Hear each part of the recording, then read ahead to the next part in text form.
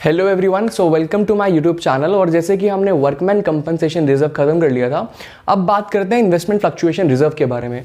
ये भी उसी की तरह ही है, सेम इसका पर्पस है, ठीक है।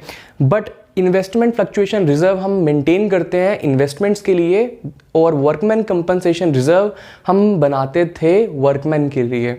अब इन्वेस्टमेंट फ्लक्चुएशन रिजर्व क्या है? ये बिजनेस के अंदर हम इन्वेस्टमेंट करते हैं। कोई भी इन्वेस्टमेंट जो हमने परचेज की है उसकी वैल्यू बुक्स के अंदर रिकॉर्ड की जाती है कॉस्ट प्राइस पे, बट उसकी जो मार्केट वैल्यू है क्या वो हमेशा उसकी सेम रहती है? नहीं। मार्केट वैल्यू इन्वेस्टमेंट की चेंज होती रहती है।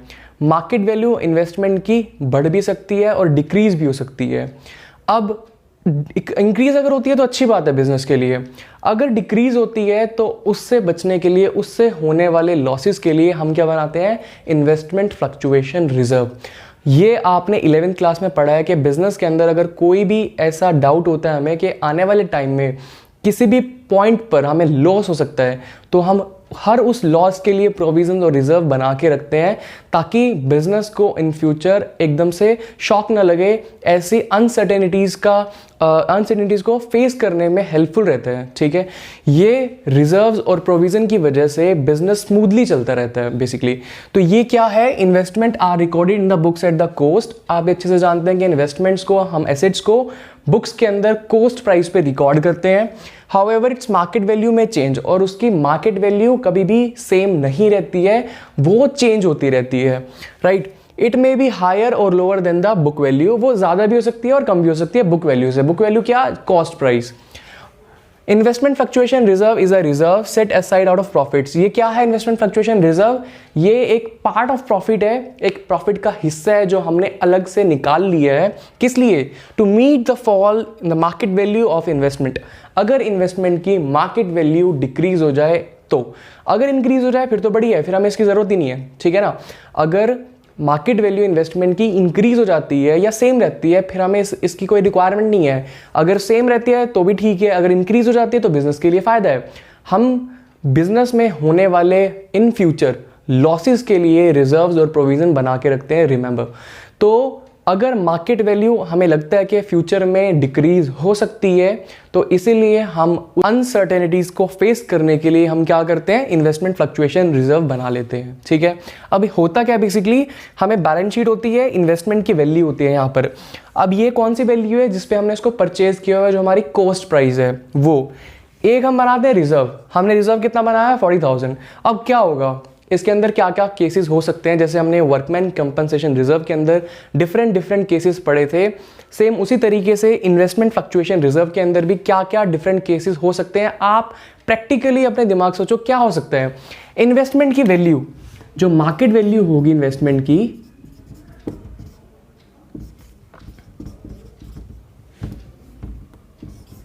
मार्केट वैल्यू इन्वेस्टमेंट की क्या होगी? अब या तो इंक्रीज हो जाएगी या डिक्रीज हो जाएगी या सेम रहेगी, है ना। यही चीजें तो होंगी। या तो मार्केट वैल्यू में कोई डिफरेंस होगा ही नहीं, सेम रहेगी, या इंक्रीज हो जाएगी या डिक्रीज हो जाएगी, यही चीजें होंगी।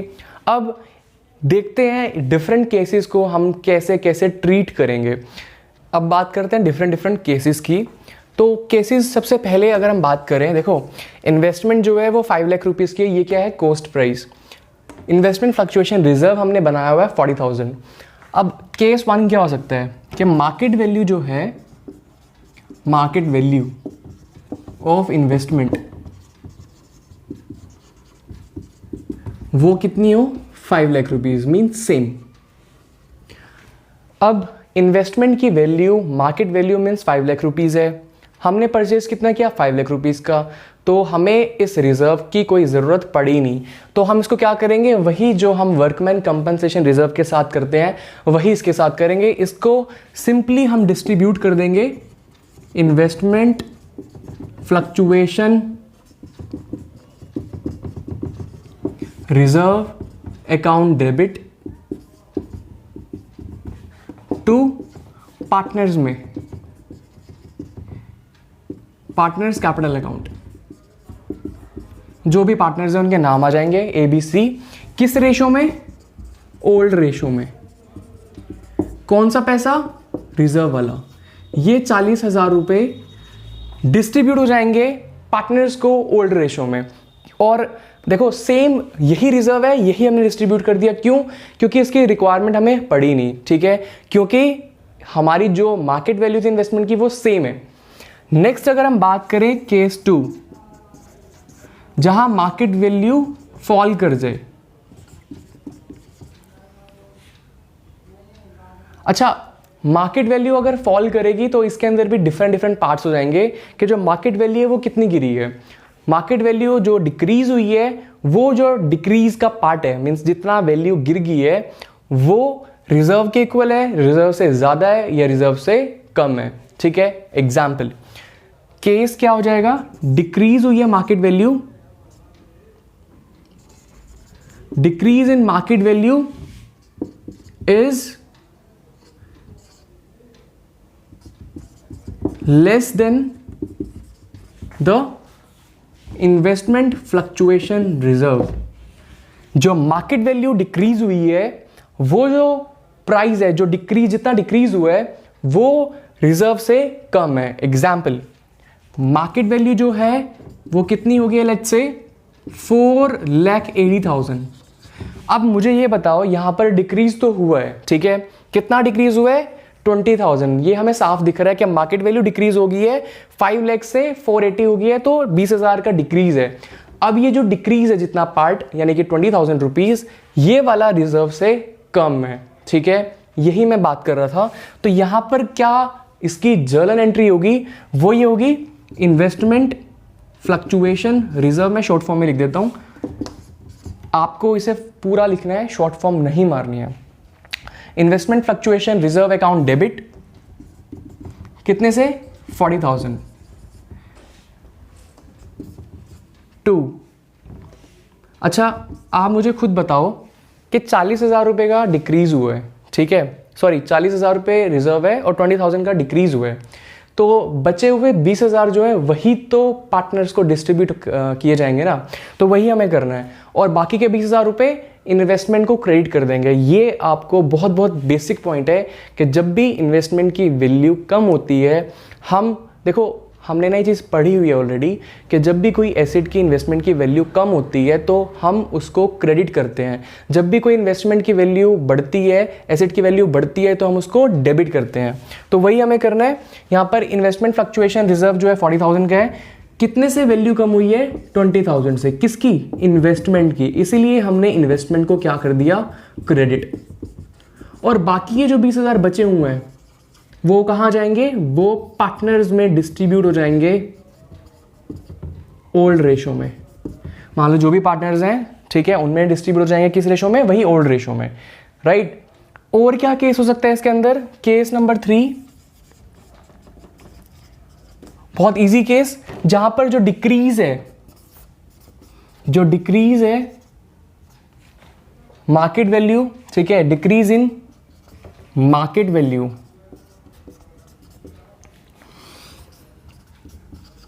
Of investment is equal to reserve. यहां पर क्या है? जो मार्केट वैल्यू में डिक्रीज है, ठीक है, वो रिजर्व के इक्वल है। इसका क्या मतलब हुआ? एग्जांपल कि जो मार्केट वैल्यू है वो कितनी होगी? 460। जब भी तो कितना डिक्रीज है? 40,000 का, और कितने रिजर्व है? 40,000। यहां पर क्या करेंगे? सिर्फ ये जर्नल एंट्री पास कर देंगे, investment fluctuation reserve account debit to investment 40,000, that's it, ठीक है। Investment fluctuation reserve account debit 40,000 to investment 40,000। Investment को क्रेडिट क्यों किया 40,000 से? क्योंकि इन्वेस्टमेंट की वैल्यू 40,000 डिक्रीज हुई है और कुछ बचा ही नहीं है पार्टनर्स को डिस्ट्रीब्यूट करने के लिए, तो सिर्फ यही एंट्री होगी, investment fluctuation reserve account debit 40,000 to investment 40,000। तो हमने यहां तक पढ़ लिया कि इन्वेस्टमेंट की जो मार्केट वैल्यू है वो अगर सेम रहेगी तो इन्वेस्टमेंट फ्लक्चुएशन रिजर्व की कोई ज़रूरत नहीं है। फिर हम उनको ओल्ड पार्टनर्स को ओल्ड रेशियो में डिस्ट्रीब्यूट कर देंगे, राइट। अगर इन्वेस्टमेंट की वैल्यू, मार्केट वैल्यू डिक्रीज हो जाए, लेकिन जो डिक्रीज है, जो वैल्यू ऑफ डिक्रीज है वो रिजर्व से कम हो, ठीक है, ये हमने पढ़ लिया है। अगर रिजर्व से कम हो, जैसे हमने अभी क्या किया था, 40,000 रुपीज़ हमारे पास रिजर्व है और जो वैल्यू डिक्रीज हुई है वो 20,000 हुई है, तो 20,000 ही उसकी इन्वेस्टमेंट की वैल्यू को डिक्रीज कर देंगे, मींस इन्वेस्टमेंट को क्रेडिट कर देंगे 20,000 से, 40,000 से इन्वेस्टमेंट फ्लक्चुएशन रिजर्व को डेबिट कर देंगे और बाकी के 20,000 जो पार्टनर्स में डिस्ट्रीब्यूट हो जाएंगे। ये हमने सेकंड किया। थर्ड हमने क्या किया कि जो इन्वेस्टमेंट की मार्केट वैल्यू है उसमें जो डिक्रीज हुआ है वो उतना ही है जितना हमारे पास रिजर्व है, लाइक 40,000 रुपीज़, ठीक है। तो मार्केट वैल्यू कितनी हो गई थी, 460 एग्जाम्पल लिया था हमने, तो वहाँ पर डिस्ट्रीब्यूट करने के लिए रिजर्व कुछ बचेगा ही नहीं। जो जितनी डिक्रीज हुई है वैल्यू उस 40,000 को इन्वेस्टमेंट को क्रेडिट कर देंगे और इन्वेस्टमेंट फ्लक्चुएशन रिजर्व को डेबिट कर देंगे। यहाँ पर हमारा पूरा रिजर्व यूटिलाइज हो गया है। जितनी वैल्यू इन्वेस्टमेंट में डिक्रीज हुई है उतना ही हमारे पास रिजर्व था, इसलिए यहाँ पर कोई पार्ट बचा नहीं है पार्टनर्स में डिस्ट्रीब्यूट करने के लिए।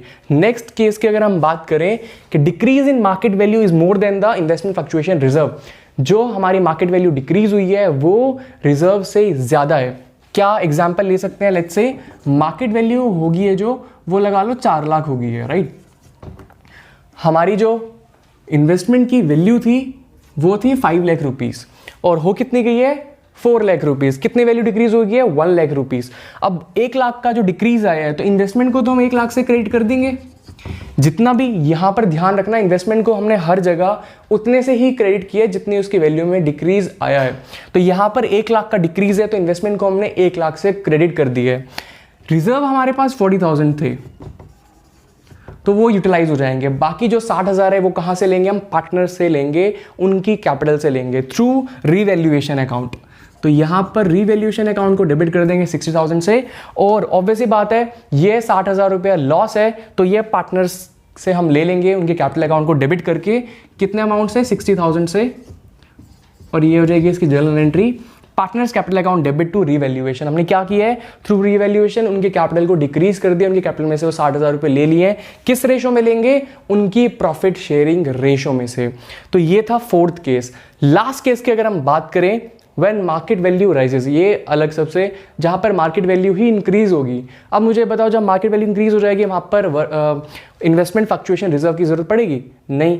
तो यहां पर सिंपली हम 40,000 रुपीज जो हमारे रिजर्व है वो हम डिस्ट्रीब्यूट कर देंगे पार्टनर्स को उनकी ओल्ड प्रॉफिट शेयरिंग रेशो में, ठीक है। एग्जाम्पल कुछ भी ले सकते हो, लेट्स से मार्केट वैल्यू है जो वो 5,20,000 की होगी है, ठीक है। मार्केट वैल्यू कितनी की होगी 520 की।